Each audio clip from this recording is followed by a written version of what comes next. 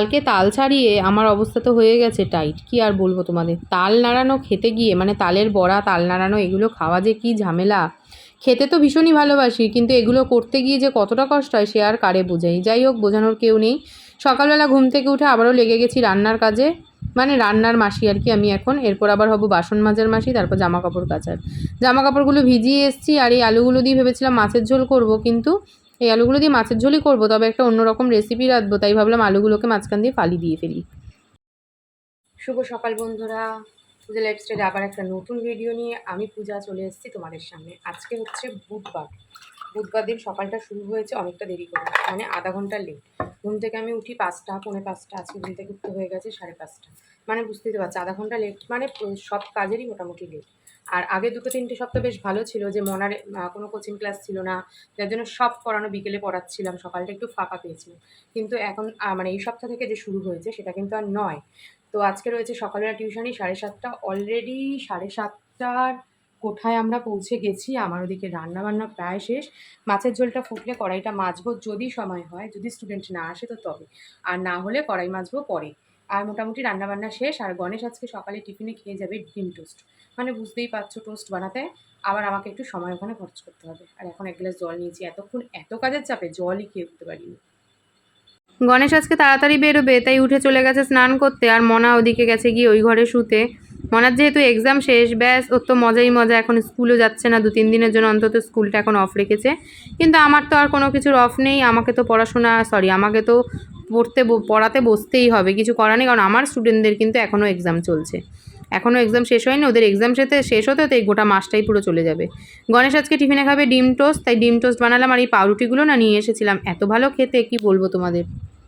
গণেশের ডিম টোস্টটা পুরোপুরি রেডি হয়ে গেছে, উপর দিয়ে একটু গোলমরিচ গুঁড়ো ছড়িয়ে দিলাম, আর আমার আর মনারটা পরে করে নেব। আমি আমার চা আর বিস্কুট নিয়ে এবার চললাম পড়ানোর ঘরে, আর ওদিকে গণেশের চাটা এখানে রেখে দিয়েছি, ও আবার বললে আজকে একটু চা খাবে। আমি জাস্ট কমপ্লিট করে উঠলাম, এখন মনা ওইদিকে পড়তে বসে গেছে, মনা পড়বে। ঘুম থেকে উঠেছে আজকে কটা, 9টা না 9:30? 9টার আগে। বাবা, 9টার আগে উঠে পড়েছে, কিন্তু 9টার কলে জল আর পাইনি। আর এদিকে যা ঘরের অবস্থা সে তোমাদের কি বলবো। এই দেখো, এখানে হচ্ছে গণেশ অর্ধেক ডিম টোস্ট খেয়ে গেছে, পুরোটা খেয়ে যায়নি, সকালবেলা পুরোটা খাবে না। আর মনা তো পরে সকালে এসে এই ঘরে শুয়েছিল, তাই এই ঘরের বিছানাটাকে এই যে গুছিয়ে রেখেছে, উদ্ধার করেছে। আর আলনার জামা কাপড় 2 দিনের, বুঝলে, এরকম টাল হয়ে রয়েছে, চাদর থেকে শুরু করে সমস্ত কিছু। আর রান্নাঘরের অবস্থা একদম বিচ্ছিরি। এই দেখো সিঙ্কের অবস্থা এই, আর গ্যাস টেবিল যাচ্ছা তাই হয়ে রয়েছে। সব বাসন টাসনগুলো সবার আগে তুলবো, তুলে মনা আর আমি এখন টোস্ট বানিয়ে টোস্ট খাবো, তারপরে কাজে নামবো।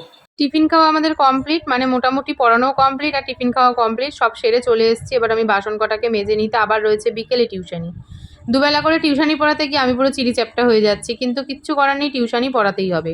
টিউশনি বলতে পারো একটা নেশা, মানে পড়ি আমার বেশ ভালো লাগে, মজা লাগে, আনন্দ লাগে, মনেরও একটা শান্তি আসে।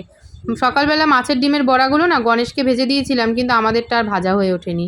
আজকে মাছের ঝোলের সাথে বেশ মাছের ডিমের বড়াও ভাজবো। মাছের ডিমের বড়া খেতে তো ভীষণ ভালোবাসি আমি, মনা, গণেশ 3জনই। তো ভাবলাম গ্যাস টেবিলটা মোছা হয়নি যখন, বড়াটা আমার আর মনার ভেজে নিয়ে তারপরে গ্যাস টেবিলটা মুছে পরিষ্কার করে ফেলি। যেদিন কাজের দেরি হয় সেদিন সবেরই দেরি, অমনি গ্যাসটা গেল আমার শেষ হয়ে, ব্যাস। গণেশ বাড়ি থাকলে কোনোদিন গ্যাসটা শেষ হবে না জানো। ঠাকুরও আর কি গণেশকে সায় দেয়, মানে গণেশের তো এই সমস্ত কাজ ভীষণ আলিস্যির কাজ, ঘরের যত কাজ আছে সব কাজ বউ করবে, ও খালি গায়ে হাওয়া লাগিয়ে ঘুরে বেড়াবে। না, হাওয়া লাগিয়ে ঘুরে বেড়াবে না, ও করবে বাইরের কাজ, ঘরের কাজ করতে ওর মোটে ভালো লাগে না। আর এই গ্যাস ঠিক ও যখন বাড়ি থাকবে না সেই সময় এসে শেষটা হবে। গ্যাসটা ঠিকঠাক লাগিয়ে নিয়ে দেখছি, ওরে বাবা, এখানে যে ঝুল নোংরা, সেই ঝুল নোংরাগুলো পরিষ্কার না করে নিয়ে আর গ্যাসটা এনে রাখা যাবে না।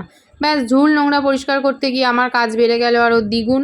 ভালো করে এবার পুরো ঘর ঝাড়ও দিতে হবে, সাথে সাথে ঘরটা মুছেও নিতে হবে, কারণ ঘর ঝাড় দেওয়ার পরও দেখছি ঘর পুরো বালিময় হয়ে রয়েছে।